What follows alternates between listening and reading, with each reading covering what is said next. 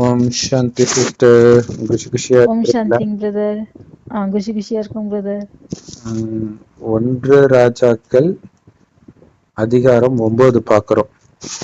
So சரிங்க brother. இதுவரைக்கும் என்ன நடந்துச்சு சம்மரைஸ் பண்ணுங்க பிரதர், ம், ராஜாக்கள் 1 ராஜாக்கள் எப்படி அந்த ஆலயத்தை கட்டினாங்க, சாலமன் ராஜா, அது ம், பார்த்தோம். ம், ம், ம், நேத்து ம், பைபிள்ல அதிகாரங்கள்ல வசனங்கள்ல மறைத்து வைக்கப்பட்டிருந்த ஞானத்துடைய வெளிப்பாடுகள் நிறைய பார்த்தோம். ம்.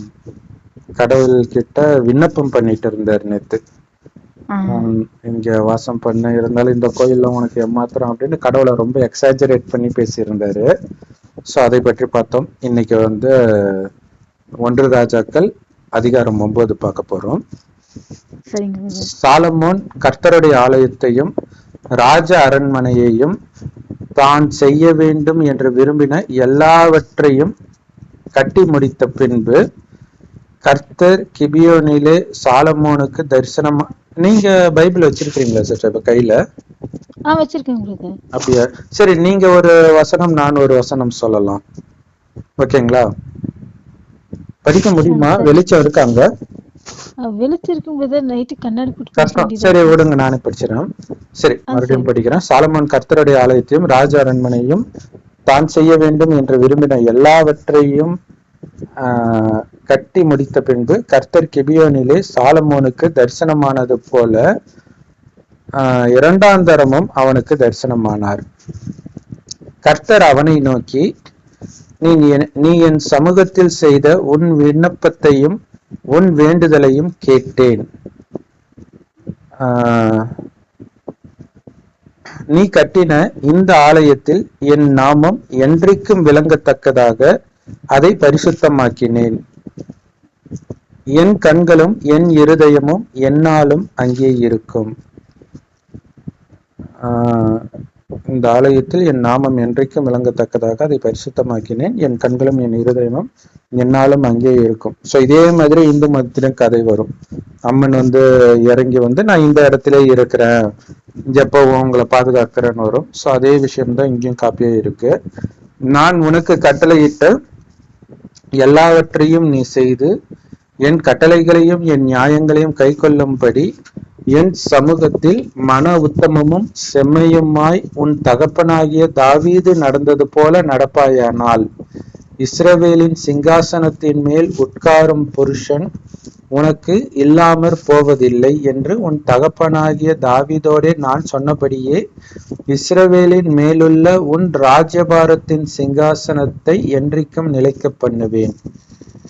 நீங்களும் உங்கள் பிள்ளைகளும் என்னை விட்டு பின்வாங்கி நான் உங்களுக்கு முன்வைத்த என் கற்பனைகளையும் என் கட்டளைகளையும் கை கொள்ளாமற் போய் வேறே தேவர்களை சேவித்து அவைகளை பணிந்து கொள்வீர்களாகில் நான் இஸ்ரவேலுக்கு கொடுத்த தேசத்திலே அவர்களை வைக்காதபடிக்கு நிர்மூலமாக்கி என் நாமம் விளங்க நான் பரிசுத்தமாக்கின இந்த ஆலயத்தை என் சமூகத்தை விட்டு தள்ளுவேன்.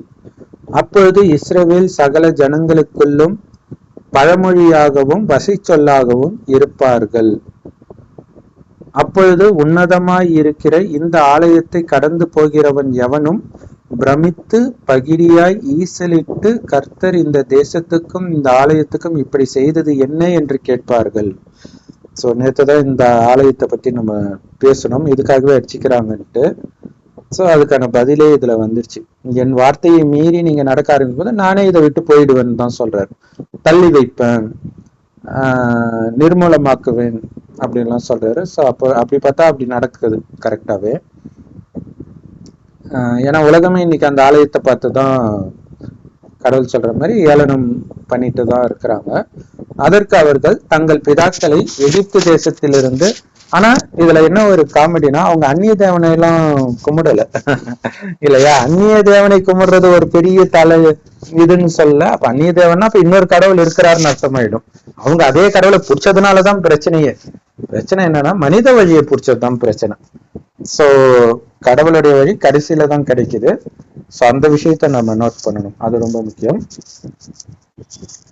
அதற்கு அவர்கள் தங்கள் பிதாக்களை எகிப்து தேசத்திலிருந்து புறப்பட பண்ணின தங்கள் தேவனாகிய கர்த்தரை விட்டு வேறே தேவர்களை பற்றி கொண்டு அவர்களை நமஸ்கரித்து சேவித்தபடியினால் கர்த்தர் இந்த தீங்கையெல்லாம் அவர்கள் மேல் வரப்பண்ணினார் என்று சொல்லுவார்கள் என்றார். அதனால என்ன நினைச்சுக்கிட்டாங்க அவங்க, இதுதான் பெரிய தப்பு அப்படின்ட்டு மற்ற எல்லா தப்பையும் பண்றாங்க. கொலை பண்றதோட பெரிய தப்பு மற்ற தேவர்களை வணங்குறது அப்படின்னு சொல்லுவாங்க. சோ அந்த தப்புக்கு தான் அவங்க வந்து தண்டனை அனுபவிக்கிறாங்க அப்படிங்கறது அவங்களுக்கு தெரியாம மற்ற தேவர்களை அப்ப மற்ற தேவர்களை வணங்குறவங்களும் அமைதியா தானே இருக்குது இந்தியா நாடு இல்லையா? ஒரே கடவுளை வணங்குற நாடுகள் தான் இன்னைக்கு அவங்களுக்குள்ளே அடிச்சுக்கிட்டு சேர்த்துட்டு இருக்கிறாங்க. சாலமோன் கர்த்தருடைய ஆலயமும் ராஜ அரண்மனையும் ஆகிய 2 மாளிகைகளையும் கட்டி நிறைவேற்றுகிற 20ஆம் வருஷம் முடிவிலே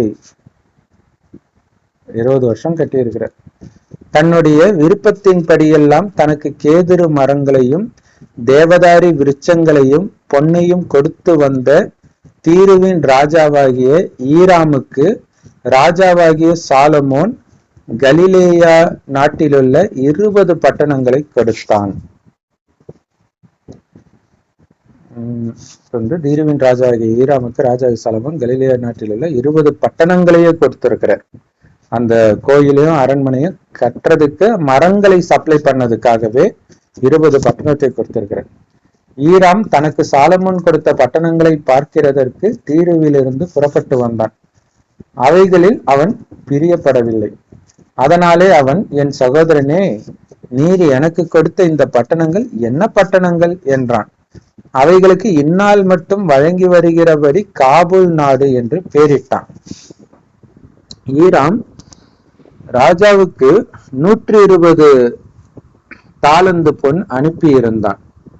பிடித்த அமிஞ்சி ஆட்களை கொண்டு சாலமோன் ராஜா தான் கர்த்தருடைய ஆலயத்தையும் தன் அரண்மனையையும் மில்லோவையும் எருசலேமின் மதிலையும் ஆத்லோரையும் மெகிதோவையும் கேசேரையும் கட்டினான். கேசேரை ஏன் கட்டினான் என்றால், எகிப்தின் ராஜாவாகிய பார்வோன் புறப்பட்டு வந்து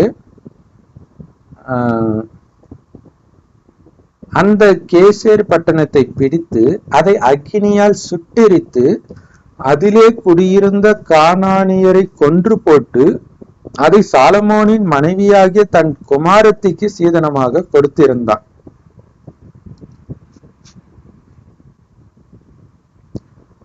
சாலமோன் அந்த கேசேர் பட்டணத்தையும் கீழ் பெத்தரோனையும் பாலாத்தையும் வனாந்தர வெளியில் உள்ள தத்மோரையும் தனக்கு இருக்கிற ரஸ்துக்களை வைக்கும் சகல பட்டணங்களையும் ரதங்கள் இருக்கும் பட்டணங்களையும் குதிரை வீரர் இருக்கும் பட்டணங்களையும் எருசலேமிலும் லெபனானிலும் தான் அரசாண்ட தேசமெங்கும் தனக்கு இஷ்டமானதை எல்லாம் கட்டினான்.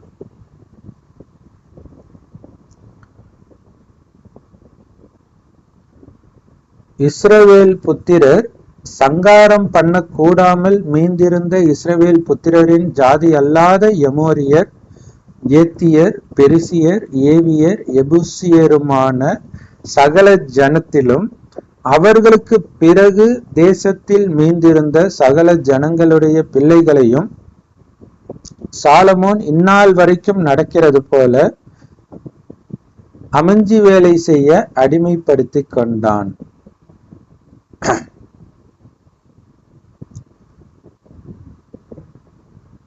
இஸ்ரவேல் புத்திரரில் ஒருவரையும் சாலமோன் அடிமைப்படுத்தவில்லை. அவர்கள் யுத்த மனுஷரும் அவனுக்கு பணிவிடைக்காரரும் பிரபுக்களும் சேவைக்காரரும் ரத வீரரும் குதிரை வீரருமாய் இருந்தார்கள். 550 பேர் சாலமோனின் வேலையை விசாரித்து வேலையாட்களை கண்காணிக்கிறதற்கு தலைமையான விசாரிப்புக்காரராய் இருந்தார்கள். பார்வோனின் குமாரத்தி தாவீதின் நகரத்திலிருந்து சாலமோன் தனக்கு கட்டின தன் மாளிகையிலே குடிவந்தாள். அப்பொழுது மில்லோவை கட்டினான். சாலமோன் கர்த்தரின் ஆலயத்தை முடித்த பின்பு அவருக்கு கட்டின பலிபீடத்தின் மேல் வருஷத்தில் 3 முறை சர்வாங்க தகன பலிகளையும் சமாதான பலிகளையும் இட்டு கர்த்தரின் சந்நிதியில் இருக்கிற பலிபீடத்தின் மேல் தூபங்காட்டி வந்தான். கர்த்தரின் சந்நிதியில் இருக்கிற பலிபீடத்தின் மேல் தூபங்காட்டி வந்தான்.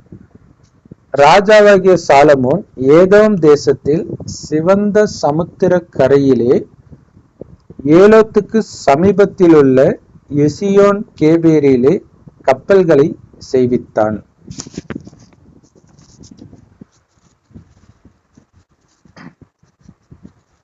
அந்த கப்பல்களில் ஈராம் சமுத்திர யாத்திரையில் பழகின கப்பல் ஆட்களாகிய தன் வேலைக்காரரை சாலமோனுடைய வேலைக்காரரோட கூட அனுப்பினான். அவர்கள் ஓப்பீருக்கு போய் அவ்விடத்திலிருந்து 120 தாலந்து பொன்னை ராஜாவாகிய சாலமோனிடத்தில் கொண்டு வந்தார்கள். சோ இதோட இந்த இது முடிவு. இதுல ஏதாவது சொல்ல விரும்புறீங்களா? இல்லைங்க பிரதர், இந்த 6வது வசனத்துல வந்திருக்கு இல்லைங்களா, நீங்களும் உங்கள் பிள்ளைகளும் என்னை விட்டு பின்வாங்கி நான் உங்களுக்கு முன்வைத்த என் கற்பனைகளையும் என் கட்டளைகளையும் கை கொள்ளாமல் போய் வேறே தேவர்களை சேவித்து அவைகளை பணிந்து கொள்வீர்களாகில் நான் உங்களுக்கு கொடுத்த தேசத்தை அவங்கள வைக்காதபடிக்கு நிர்மூலமாக்கி என் நாமம் விளங்க நான் பரிசுத்தமாக்கின இந்த ஆலயத்தை என் சமூகத்தை விட்டு தள்ளுவேன் அப்படின்னு ஒரு வசனம் வந்திருக்கு இல்லைங்களா. அதுல இறைவனுடைய ஞானம் ஏதாவது இருக்குங்களா பிரதர்? கடவுளுடைய ஞானம்னு அதாவது இங்க என்ன விஷயம்னா, நம்ம கூட அப்படிதானே சொர்க்கத்துல எந்த தேவர்களையும் இது பண்ணல, கடவுளையும் நினைக்கல. அப்புறம் தேவதைகளுக்கு அதாவது பூஜைக்குரியவர்களே பூஜாரி ஆயிட்டீங்க. அது எப்ப அப்படின்னா, கடவுளுடைய வழி கடவுள் அங்க சொல்லி கொடுக்காட்டினாலும் இயல்பாகவே நமக்கு இருக்கும். ஏன்னா இப்ப கடவுளுடைய வழியை கத்துக்கிறதுனால அங்க இருக்குது. அந்த வழியிலிருந்து நாம எப்ப தவறுறோமோ, உடல் உணர்வுல வர்றோமோ, அப்ப சொர்க்கத்தை நம்ம நரகமாக்குறோம். அப்ப நமக்கு துக்கம் வருது. சோ இந்த விஷயம் நேரடியா கடவுள் சொல்றாரு. இது கதை வடிவத்துல சொல்லப்படும் போது இதுல வில்லனாக ஒரு குரூப்பையும் ஹீரோவாக கடவுளுக்கு பிடிச்சதாக ஒரு குரூப்பையும் வச்சு அந்த குரூப் கிட்ட மட்டும் சொல்லி கடவுள் இன்னொரு குரூப்பை பகைக்கிற மாதிரி ஒரு விஷயத்த எடுத்துட்டு போறாங்க. சோ அதுதான் இருக்குது. மற்றபடி என்னன்னா, பாவம் செய்தால் உங்ககிட்ட இருந்தது பிடுங்கப்படும். இதுதான் இதோட மெசேஜ். அது நடக்கதான் செய்தாதான் கர்மத்தின் விதி இல்லையா. ஒரு பணக்காரனா இருக்கும்போதுதான் நம்ம கோயில் கட்டியிருப்போம். இங்க கட்டுனதெல்லாம் பிரம்மாண்டமான கோயில். சோ இதுல காட்டினதுல ஒன்னும் தங்கத்தினால கோயில் கட்டல, ஆனா இங்க கட்டி இருக்கிறோம். அப்படியெல்லாம் அந்த அளவுக்கு செல்வம் இருந்தவர்கள் பாவம் செய்யும் போது அது வெளிநாட்டுக்காரங்க கொலைச்சிட்டு போயிடுறாங்க. அது காரணம் நம்ம அப்ப இது பைபிள்ல சொன்ன மாதிரி தானே இருக்குது, எதிரிகளின் கையில் உங்களை ஒப்பு கொடுப்பேன் அப்படின்ட்டு. சோ இது கடவுளுடைய நீதி தான் இது. ஆனா கடவுள் பண்றது கிடையாது, அவர் உருவாக்கக்கூடிய அந்த சட்டம் இப்படிதான் அமைஞ்சு இருக்குது. சரிங்க சிஸ்டர், நாம அடுத்த அதிகாரம் பார்க்கலாம். ஓம் சாந்தி.